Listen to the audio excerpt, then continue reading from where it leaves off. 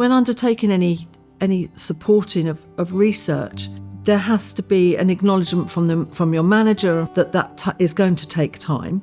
You need to spend time looking at who everyone's involved. Families who want to come and visit, are they allowed to be part of the research? Are they allowed to come and go, or are they not? So you have to set some clear boundaries about what's expected. With the residents, they will have discussions with the researchers about, the giving consent and what that means. And sometimes that can take several discussions for people to truly understand. And again, letting everyone know that they're doing it out of their own free will, that there is no pressure. So it's just making sure that everyone it touches understands what's happening and that the support is there week on week. We did actually have some researchers that actually stayed on one household, basically observing, the daily kind of routine of the residents and how the care staff actually interact with the residents. So it definitely have a big impact between the relationship of my team and the residents. Now they become more mindful of how they actually interact. So when you have people from the outside coming in, wanting to know what it's like from our point of view, it helps you to understand more about this job, because this job is not an easy job. When I'm finished, I can always go back to my work colleagues and say, listen, I did this research, we talked about this is what I learned, what do you think?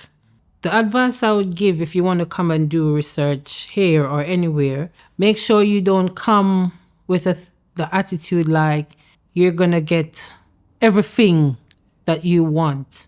They have to consider the residents' age, their mental capacity. You have to be clear and specific in what you're asking and just be gentle with them. A lot of care homes are willing to participate in research, but also wary of kind of giving the amount of time that might take. And especially if it's a one-on-one interview, you're letting your staff member off the floor for an hour and a half. And so being really sensitive to those time constraints. And when you're there and you're maybe the staff member is busy doing something, they're doing you a favor by letting you interview them, by giving you their insights. Can also maybe just lend a helping hand, like if someone needs to go downstairs or chatting to people, turning up for the whole day, maybe not just the hour of your interview, a bit of reciprocity. Having somebody actually observing you, even though they're saying, just ignore us, there are lots of mixed emotions in there. You feel excited and at the same time conscious, scared, nervous, feeling watched. It's not always a great feeling, really, which is understandable. It would be nice for the researchers to research about the care home first, understand the protocols. So it's important for the researchers to understand the variety of the residents that may actually encounter, and how can their message or objectives can be communicated. So sometimes it's just really the coordination. But we always try to make sure that the residents are the center of everything that we do. We play games, we watch TV, we talk. So if a person comes in and they see all of that, they have to try and fit in. So the whole idea of you come and you just want to observe, that's a good thing, but then come and join in and take part in what we are doing also. Most of the residents, when they see the new faces, they like to interact with them. They like to say about their story. Every residence is different. Their behavior also very different.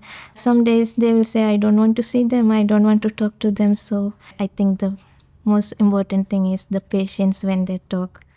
Well, sometimes you don't feel like going to a certain activity. Sometimes you feel guilty because coming especially. But one day I might be in the mood, next day I'm not in the mood. Well, for me, I find having university students is very stimulating because you get their ideas too. I think it's all for progress, for making it better for everyone. I think once I'm satisfied with the bona fides of the team, I'm perfectly happy to submit to their professional demands. I'd want to know who's commissioning this piece of work. I'd want to know where it was, obviously, where it would take place.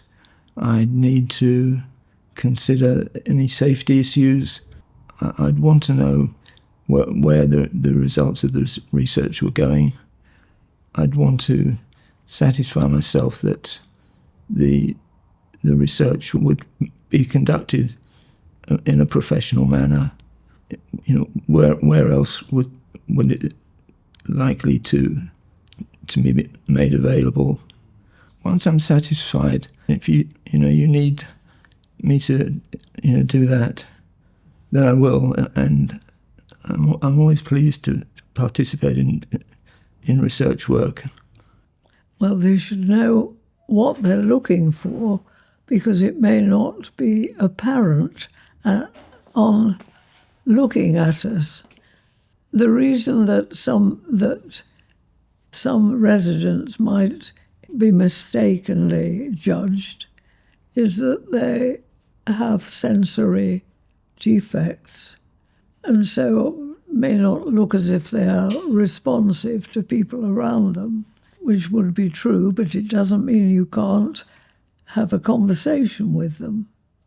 Many people may want to be involved in research, but as I've come to realize, it's quite a big task to go through all the training and everything that's involved in that. And that might not be for everyone, but they still want to be able to drive that research and be able to play a part in what research is happening within the homes.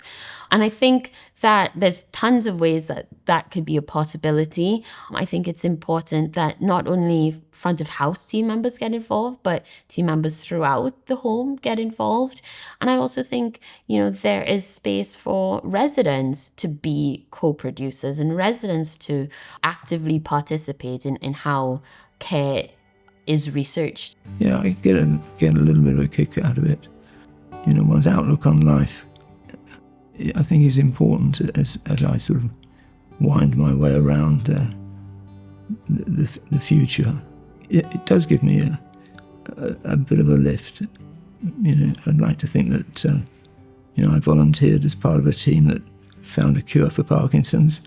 Maybe we will be given an opportunity to even choose a topic for research. It's always nice to be at the forefront of change and see the impact of your contribution to that change.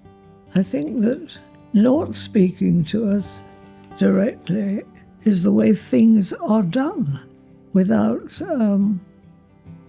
the benefit, if I might be so bold, of our opinion.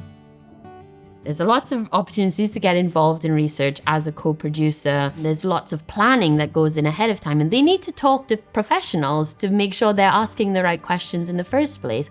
It's not all about having to be the lead researcher, but there's lots of space in there for various people to be involved and make an impact on the direction that care home research goes in.